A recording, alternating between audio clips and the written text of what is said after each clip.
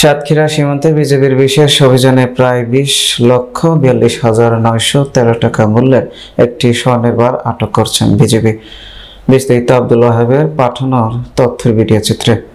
বুধবার দুপুরে দকে সাতক্ষীরা ব্যাটালিয়ন এর অধিনায়ক লে কর্নেল মোহাম্মদ আশরাফুল হক এর সার্বিক দিক নির্দেশনা একটি বিশেষ অভিযানিক দল আসামিবিহীন 138 গ্রাম 100 মিলিয়ন গ্রাম ওজনের একটি স্বর্ণের বার আটক করছেন বিজেপি।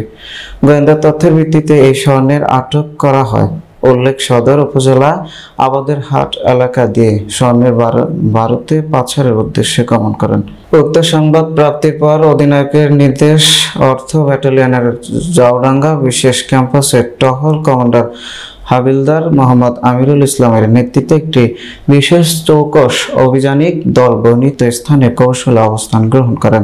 এ সময় অভিযানিক দল সাতক্ষীরা শহর হতে সীমান্ত এলাকায় গমনকালে বর্ণিত স্থানে সন্দেহভাজন একটি ব্যক্তি জিজ্ঞাসাবাদের জন্য দাঁড়াতে বললে হাতে বহনকারী একটি ছোট ব্যাগ ফেলে দৌড়ে ঘন জঙ্গলে পালিয়ে যান। পরবর্তীতে টহলদের উক্ত স্থানে তল্লাশি করে চোরাকারবারীদের ফেলে যাওয়া ব্যাগের মধ্যে হাতে কষ্টেপ দ্বারা নড়ানো অবস্থায় একটি স্বর্ণের ব্যাগ উদ্ধার করেন।